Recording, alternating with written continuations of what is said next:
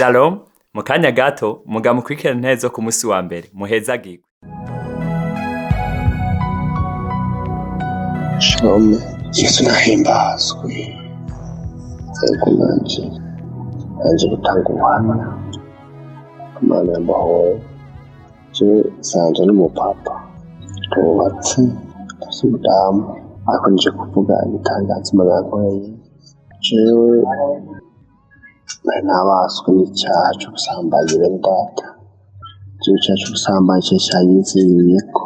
Cyarambaye imyaka itari mike kandi nubatse bisa umugore nkamuta mu nzu kaja mu bandi bagore gushika umugore anyegura arabimenya zikumenya ndaharira umugore gushika tuntura twama mu ndoro za misi yose mu ndoro yagira igihe nshimvira kenshi ibintu vyaba gushika ryari Jinje go kustaryari efisa abana bazokoma bumva nyina wabo ari byantuka atunyagiritsa aje kamamahara ntasha ikibabaje nkuko badashasanga ngiyi no ku muntu asoma agaciro n'umugore ntunzi yumva tureka amande n'ibiki naheza kubikora ashaka umuntu w'umutima kumva agahinda hagiye achafuka makasira sema tuniga maji ndoni kintu tuko gushika ryari rero nagakanguka nguma ndiko ndayifata benda tukunayifata ndiko nagenda naguma numva iyo teje imperamwo gushikaho n'inomero z'abo bantu nyinshi narifise kutakuzihanagura rero ndashima ndakengurutse bene data ndakwiriye gusigarikisha akanguka ivyo hirya ngo nta munsi nta ndwi n'imwe ashobora guhera jewe ndabona n'umugore wo hanze gushika uno munsi nta nkurija amezi kandi kaba atanyota yabo numva afise nuko ndashimira umukozi w'Imana Kristo twama dusenga yaratutse gashimira n'abamufasha kuko abantu mwe nabo satani ugira banka no kuri ndabishimira Imana ndangije bivuga ati Shalom Imana ibahezagire.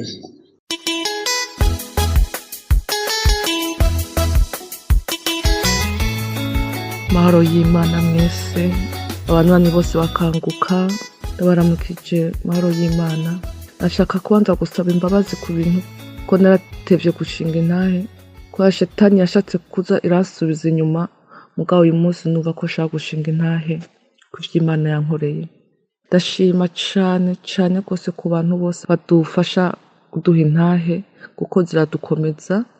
Ikintu ca mbere nkikimenya kanguka bakiyimpa narayipinze cane aciye imyaka ndayipinga gose bwa mu nyuma ngira umugenzi aguma ayindungikira abantu bakayinuka sinayumvira naca ndayifuta navuga nti ibintu sivyo umva sinayifatamwo ubuseriye cane mugabo mu nyuma sinzi umutima ukambwira umviriza ndagenda ndayumviriza ntangwa kuyumviriza buhoro nkumva uko gene Kristo asigura neza cane aratwumvisha nta dini ashiramwo arakumvisha asigura neza cane ndagushimira cane rwose kuko wankuye hafi.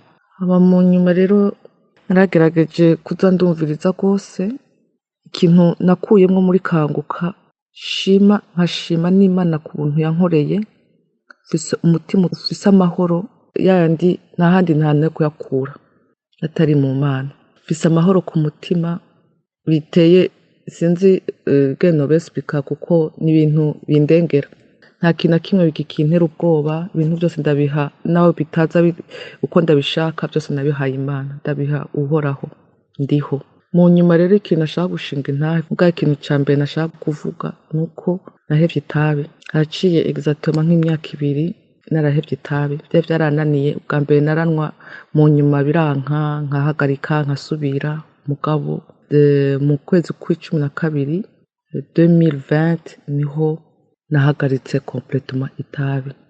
Nukuri ni igitangaza sinzi nagize manifestation uwo munsi numva ngize ikintu c'ubwoba mu mubiri wanje, numva ndajugumiye.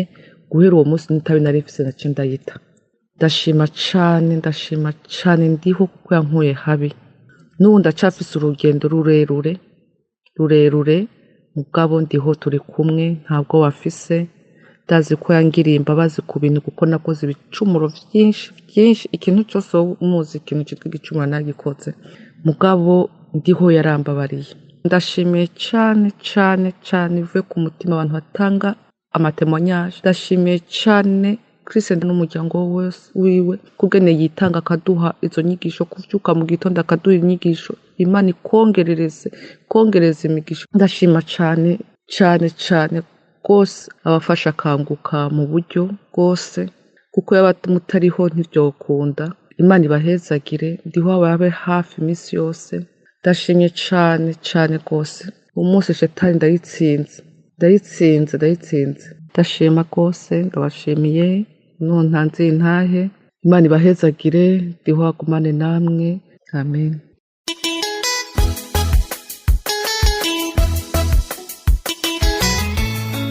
Shalom, nizigire no kwiga hano ngo umutima yanje y'ukuntu nabokeye muri Kanguka, y'ukuntu nabonye ibitangaza byinshi muri Kanguka. Rero intare yanje ishingiye cyane kubohoka kujanye no kugendera mu mupfumu ndetse no kubohoka kwidodomba. Kenshi byari byaranyiganziye kubera ubuzima umuntu aba yarakuriyemo butandukanye, ibibazo umuntu aba yaragiye ahura nabyo. Rero mu kuvuga kwanje nisanze mu muryango wabaye muri ibyo bintu cane, byo kugendera mu bapfumu, ibintu byo kutizera Imana, akabona ko ubushobozi bwose buri mu bapfumu. Abavyeyi banje barabigenderamwo, mbese hagize n'urwara muhira mu bana ha mu bantu bakuze, bose barajana ku bapfumu. Nibyo baragenda kwa muganga mugabo bose bakagenda. Ibyo vyaca bituma ubutunzi bw'umuryango buherera ubusa, byose bigahereramwo.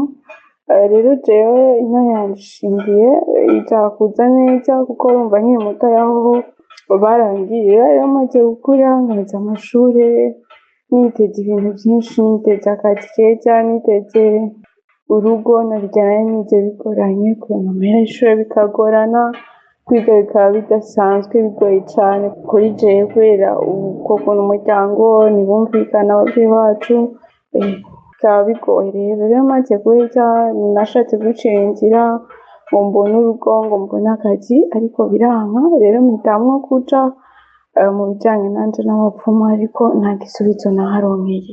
Mw'ubwo buryo rero ibyo byose byaba Kanguka nabimenye muri 2021, ndasengeramwo, ariko 2024 maze kubura ibyo byose, rwaba urugo, rwaba akazi gafite stabilite, no kuvuga akazi gahoraho, tarakuguma mvanja isanga vyanse, ncika intege gusengera muri Kanguka, nongera nsubira muri vyane vy'abapfumu, nongera nsubira kwidodomba cane nka mbere, biranka. Rimwe na rimwe ntidogera Imana nkavuga ati kubera iki bameye ko mvukira mu muryango, kubera iki abandi nyene nkaguma ndaba abandi, kubera ko abandi bo bameze uku, kubera iki bameye ko tuba mu buzima, kubera ko utagira ico uduhinduriye, kubera iki nama ngusaba buri munsi nkagukorera ivyo ushaka, ariko ntusubije.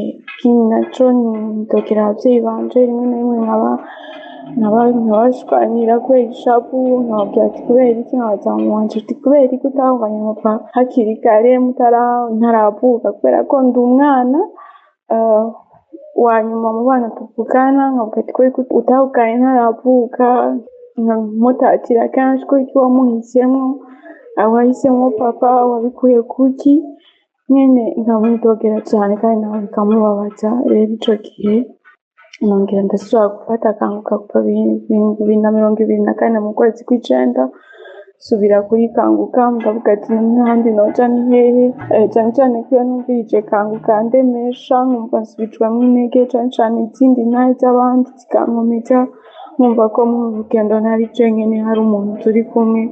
Rero ubuzima bwarakomeje gutyo, ariko nubwo sinigeze nsubira kwidodomba, namenye yuko ubugombe bw'Imana buba kandi kuba tukiriho, kuba nkihema yuko byose ari ubugombe bw'Imana, kandi ubu sinkigenderamwo ivyo bintu by'abapfumu, narabihevye, nabibohotse ko kubera ko ubunye ibyo kwidodomba byaraheze, ikintu cyose conshikira ndagihereza Imana.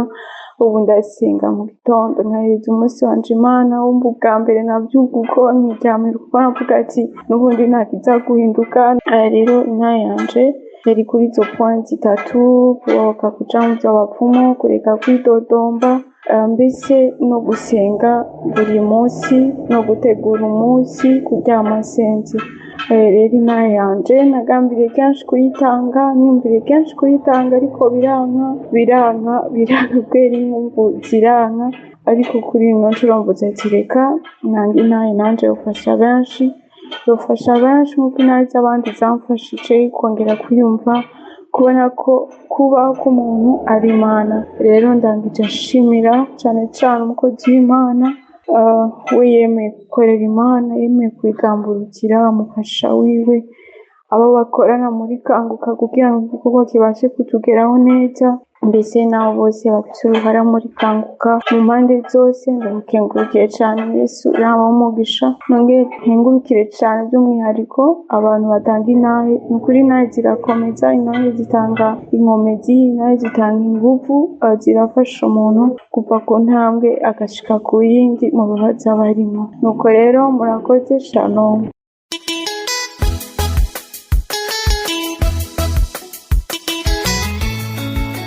Ubwoko bw'Imana, nanjye nashaka gushima ibitangaza yankoreye biciye muri Kanguka.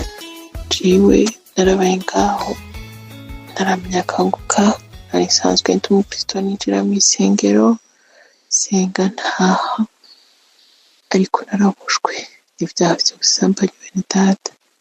Imana yabanye nanje irantabara, nico gituma umunsi turi kwishingira intahe ibyiza vyayo.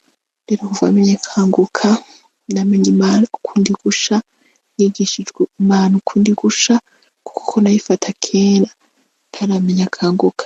Nukuri biratandukanye n'ubu.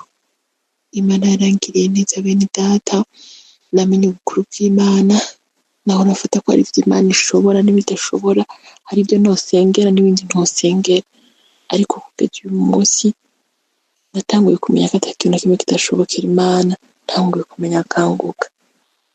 Rero bene data, Imana yarangiriye neza, yarambohoye icaha c'ubusambanyi.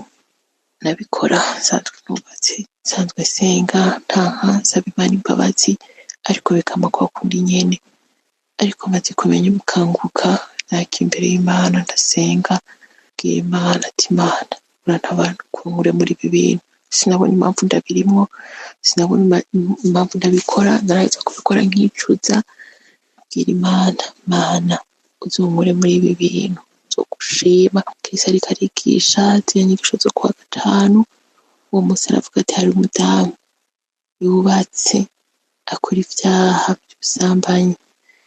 Rero Imana irashaka kukubohora, ingo wemereye isa kubohora.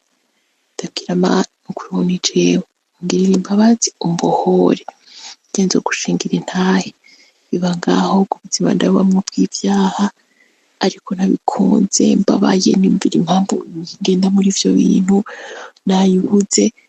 Ariko harageze igihe ndarondera umukozi w'Imana, ndamubwira ikibazo canje, ndamubwira naragerageje uku nuko vyaranse. Arambwira no kuvuga ko vyanse uzobipfiramo uko nyene, niwabipfiramo uzojahe. Amaze kuvuga iryo jambo, numva umutima wanje urasimvye, ndamubwira oya ntavyo nshaka gupfiramo. Arasengera, ndihana, ndabwira ati Mana ndakwinginze mu ruhande rwanje umfashe nesha ibi vyaha. Nyuma yaho gato ntivyaheze, vyarabandanije, ariko uko bandanya nkaguma numva ryatwirimbwira ati uzobipfiramwo. Kuva ngaho rero ndafata decision, ndabwira Imana, Mana ndakwihaye, ndaje uko ndi kose ungirira imbabazi umbohore. Ngasenga muri Kanguka, ngafata umukozi w'Imana akavuga ko ari abantu bamuhoza impamvu z'ubusambanyi, nanje nkakira avuga ati Mana urakoze kunkijije. Rero ndabigira umutwaro, nukuri ndabigira umutwaro ukomeye cane. Ndabisengera rwose, nkavyuka mu gitondo nkabisengera, nkabwira Imana imbohore. rero bimaze kugera ngaho maze gusaba Imana imbohore, ni kuri Imana yarangiriye neza irambohora. Narisondesheje nisondeze ico kintu, ndabwira Imana ati Imana n'ukuri jewe ibintu ndashaka kubimbohora, simbona impamvu ndabirimwo, simbona impamvu ndabikora nkatamuhira naramaramara, ariko Imana ntiyanyumviye ubusa. Imana yarantabaye bene data biciye muri Kanguka. Rero mu kubahoka kwanje naragize ngira inzozi ngo mbona uwo muntu twakoranye ivyo vyaha ngo ntamikuru n'urunyama rushisha rubisi, urunyama rushisha unandisha ndagwikura ngo mu kanwa ndarucira ngo ndiyugumura neza mu kanwa ndahumutsa nyine hamwe atakintu na kimwe numva nyine humye. Niho nava mu nzu ndabwira Imana urakoze kumbohora, ndagushimiye kungendereye. None uyu munsi ndashimye Imana ko yambohoye, ndashimye Imana ko yampaye kuyimenya ukundi gusha uko nawe ndayifata kera, ubu siko nkimeze. Nukuri Imana yarangiriye ubuntu, Imana ihabwa icubahiro, yarambohoye ubu sinkigendera muri ivyo vyaha by'ubusambanyi. Nyuma yaho rimaze kubohoka, shitani ashaka kuntera ibibazo muhira, antera ibibazo vya frigidite, umugabo sindamushake sindamwiyumvire, gerekeza ibintu vyose, ariko jewe nibikundi ndabwira Imana ibi nibazo shitani yashatse kunteza, kubera ziko nahindutse, kubera ziko nihanye, ibi nibazo shitani ashaka kunteza. Avyo ndabisengera ndabifatira muri Kanguka, umukozi w'Imana yakarasenga ku gatandatu nanje nkafata. Nukuri ndashima Imana yarambohoye, Imana yarangiriye neza, nukuri ndashima Imana, ndashimiye abakozi b'Imana badufasha ku munsi mu bibazo tukabona Imana. Nukuri ibitangaza Imana imaze kunkorera ni vyinshi, ariko ndashingiye nta yanje yo kubohoka. Abayumvise mwese Yesu abahezagire. Shalom.